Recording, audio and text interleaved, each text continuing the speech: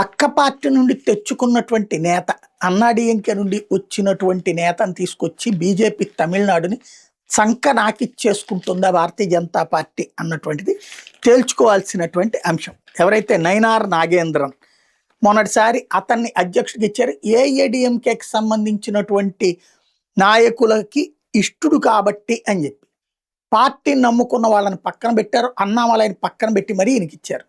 చివరికి అన్నామలై టైంలో వచ్చినటువంటి ఓట్లలో 10వ వంతు కూడా పట్టురాలేకపోయాడు. ఒక్క సీటుకి పరిమితం చేశాడు భారతీయ జనతా పార్టీని. అలాంటి దరిద్రం ఒక ఎత్తు అయితే, నోటి తొత్తరలో ఏమాత్రం తక్కువ లేదు. ఆ మధ్యన త్రిష గురించి మాట్లాడి వివాదం, ఇప్పుడు తాజాగా మరొక కారు కూత కూశాడు.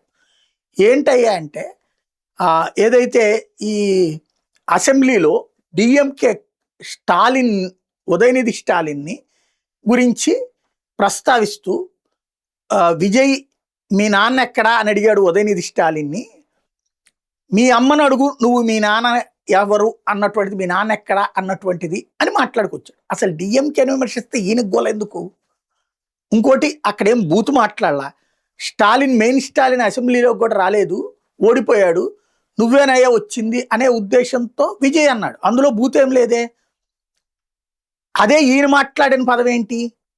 నువ్వు మీ అమ్మకు పుట్టావా లేకపోతే మీ నాన్న వేరేనేమో అనేటటువంటి అర్థాన్ని తీసుకొచ్చే కారు కూత కూశాడు. ఇప్పుడు ఇది పెద్ద ఎత్తున వైరల్ అవుతోంది.